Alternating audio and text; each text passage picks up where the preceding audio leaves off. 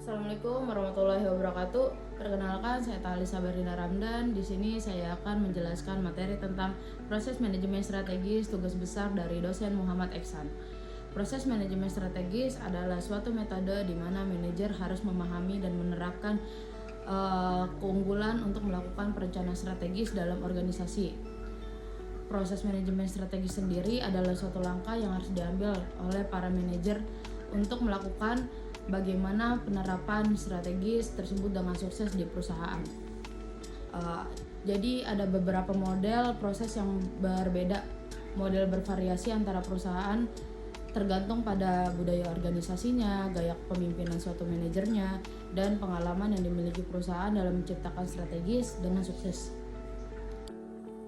Komponen proses perencanaan strategis memiliki 4 fase pada umumnya, yaitu analisis strategis, perumusan strategis, implementasi, dan pemantauan untuk pemahaman yang lebih jelas. Di sini saya akan menjelaskan 5 tahap proses perencanaan strategis. Tahap awal ada penilaian awal. Penilaian awal adalah suatu proses di mana perusahaan dan manajer harus menjelaskan secara mengidentifikasi visi dan misi suatu perusahaannya. Visi sendiri bertujuan untuk penilaian perusahaan dan arah bagi karyawannya, sedangkan misi menggambarkan bisnis suatu perusahaannya. Jadi kayak misalkan kita mempunyai suatu bisnis, nah kita harus menjelaskan di visi itu. Terus visi itu menginformasi pemangkuan kepentingan organisasi tentang suatu produk, terus pelanggan, pasar, nilai, dan kepedulian terhadap citra publik dan karyawan organisasinya. Sedangkan misi penyaluran bertindak sebagai panduan bagi manajer dalam membuat keputusan yang tepat untuk suatu perusahaannya. Yang kedua ada analisis situasi.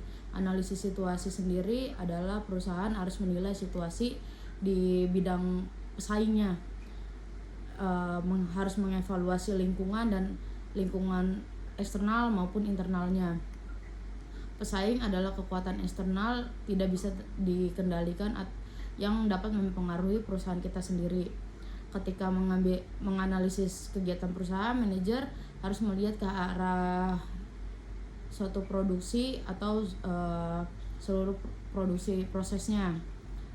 Yang ketiga ada formulasi strategis. Formulasi strategis adalah analisis situasi yang berhasil diikuti oleh pencipta. Tujuannya adalah untuk jangka panjang. Tujuan jangka panjang bertindak sebagai arah untuk memilih strategis tertentu. Dalam sebuah organisasi strategis memiliki 3 level, yaitu strategis tingkat bisnis. Strategis tingkat bisnis itu sendiri adalah strategis yang digunakan ketika strategis untuk bisnis seperti SBU di divisi atau usaha kecil dan mengarah untuk memilih strategis hanya untuk satu produksi yang dijual hanya dalam satu pasar. Sedangkan strategis tingkat perusahaan adalah pada eksekutif perusahaan induk terasa memilih produk mana yang akan kita jual, pasar mana yang akan kita pasukan, dan mendapatkan pesaing atau bergabung dengannya. Ada yang terakhir adalah strategis global atau internasional. Manajer dapat memilih di antara alternatif strategis itu sendiri. Itu tergantung pada tujuan perusahaan kita yang mau meningkatkan hasil strategi yang kayak gimana gitu. Yang keempat adalah implementasi strategis. Implementasi strategis itu sendiri adalah tahap ini keterampilan manajerial lebih penting daripada menggunakan analisis. Contohnya implementasi strategis yang digunakan dan di sini diambil dari buku David bab 7. Tentang implementasi ini terdiri dari 6 langkah, yaitu menetapkan tujuan tahunan, terus merevisi kebijakan untuk memenuhi tujuan. Yang ketiga mengalokasikan sumber daya ke area-area strategis yang penting. Yang keempat mengubah strategis organisasi untuk memenuhi strategis baru. Yang kelima mengelola resistensi terhadap perubahan. Yang terakhir memperkenalkan sistem penghargaan baru untuk hasil kinerja yang diperlukan. Poin pertama dalam implementasi strategis adalah menentukan tujuan. Jadi secara sederhana, implementasi strategis merupakan teknik di mana perusahaan atau organisasi harus mengembangkan dan memanfaatkan suatu struktur organisasi untuk mengikuti strategis dan mencapai tujuan perusahaan serta mendapatkan keunggulan dibanding kompetitor atau pesaing lainnya.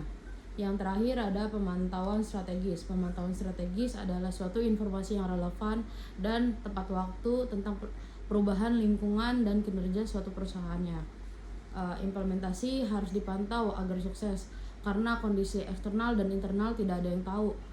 Pasti selalu berubah-ubah. Manajer harus terus-menerus meninjau kedua lingkungan tersebut karena kekuatan, kelemahan, peluang, dan ancaman pasti akan sesegera mungkin muncul. Jika keadaan baru mempengaruhi perusahaan, manajer harus sesegera mungkin mengambil suatu tindakan.